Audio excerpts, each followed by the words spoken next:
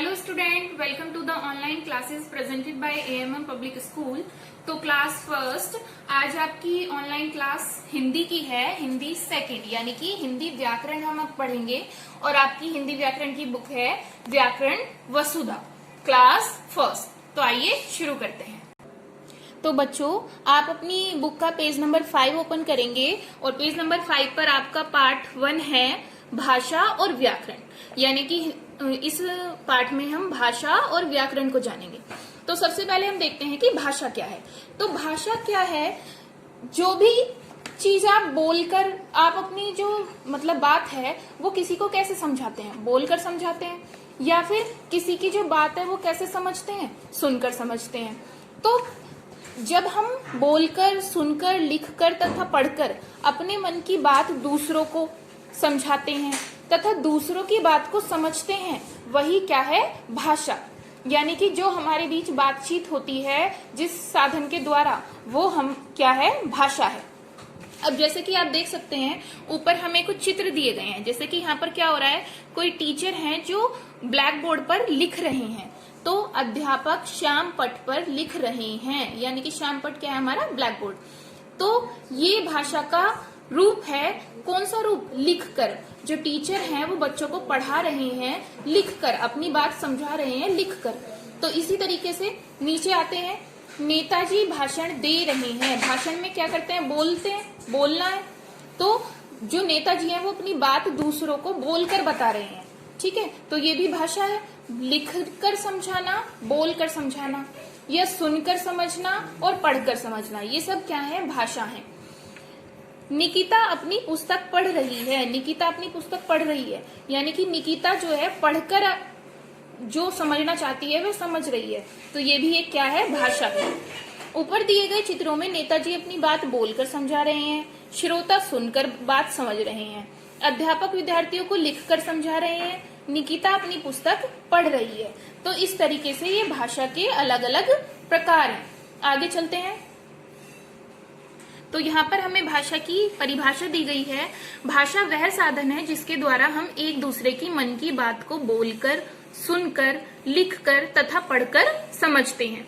तो बोलना और सुनना एक साथ है। जैसे कि हम किसी की बात बोलकर, किसी को बात बोलकर बताएंगे तो वो हमारी बात सुनकर समझेंगे। इसी तरह से यदि हम अपनी बात लिखकर समझाएंगे तो दूसरा व्यक्ति उसे पढ़कर समझेगा। ठीक है ना? तो आगे चलते हैं भाषा के रूप। अब भाषा के दो रूप होते हैं। एक तो होता है मौखिक भाषा और एक होती है लिखित भाषा। मौखिक का मतलब है बोलना। तो मौखिक भाषा जब हम किसी अपनी बात किसी को बोलकर बताते हैं या कोई सुनकर उसे समझता है, तो बोलना और सुनना ये दोनों मौखिक के अंदर आ जाते हैं। ये हमारा मौखिक रूप है। इसी तरीके से यदि हम लिखकर अपनी बात समझाते हैं या कोई पढ़कर उसे समझता है, तो लिखना और पढ़ना ये दोनों लिखित रूप के अंदर आते हैं। तो भाषा के कितने रूप हैं बच्चों? भाषा के दो रूप हैं, मौखिक भाषा, लिखित भाषा। मौखिक भाषा और लिखित भाषा, आप याद रखेंगे इस बात को। अब इन्हें चित्रों से देख लेते हैं। जैसे कि यहाँ पर कोई बच्चा फोन पर बात कर रहा है दूसरे बच्चे से। हेलो सोनू, मैं शाम को खेलने जाऊंगा। ये बच्चा कह रहा है हेलो मोनू, मैं भी। ये सोनू है, ये मोनू है। तो ये दोनों आपस में बात कर रहे हैं फोन पर। तो इन्होंने अपनी बात एक दूसरे को कैसे समझाई? बोलकर समझाई। तो ये भाषा का कौन सा रूप है? मौखिक रूप। इसी तरीके से यहाँ पर एक दुकानदार है और एक बच्चा है। उन्होंने कहा क्या चाहिए बेटा? तो बच्चे ने कहा फुटबॉल। तो दुकानदार ने कहा ये लो बेटा। तो उन्होंने भी, इन दोनों ने अपनी बातचीत आपस में किस तरीके से की? बोलकर। लिखने का तो यहाँ पर कुछ नाम ही नहीं आया, दोनों ने आपस में बात की है सिर्फ। तो ये जो बोलना है ये क्या है? भाषा का मौखिक रूप है। ठीक है, इसी तरीके से आगे हमें कुछ चित्र दिए गए हैं। उसमें क्या हो रहा है कि दादाजी अखबार पढ़ रहे हैं और एक लड़की है जो पत्र लिख रही है। तो दादाजी यहाँ पर पढ़कर अपनी बात, अखबार में जो भी इंफॉर्मेशन है, जो भी हमें खबर है, वो पढ़कर समझ रहे हैं। और लड़की जो है अपने विचार लिखकर समझा रही है। तो ये दोनों किसके अंदर आते हैं? भाषा के लिखित रूप के अंदर। ये भाषा का लिखित रूप है। तो इस तरीके से बच्चों आपने देखा कि भाषा के अंदर भाषा के दो रूप होते हैं। भाषा क्या होती है हमने इस लेसन में जाना। भाषा के मौखिक रूप में हम बोलकर तथा सुनकर अपनी बात समझाते हैं, जबकि लिखित रूप में हम लिखकर तथा पढ़कर विचारों का आदान प्रदान करते हैं। तो इस तरीके से हमने इस लेसन की जो सारी इंफॉर्मेशन है वो हमें मिल गई है। भाषा को हमने जाना और भाषा के रूप को। अब इस पार्ट की जो एक्सरसाइज वर्क है वो आपको सेंड कर दिया जाएगा।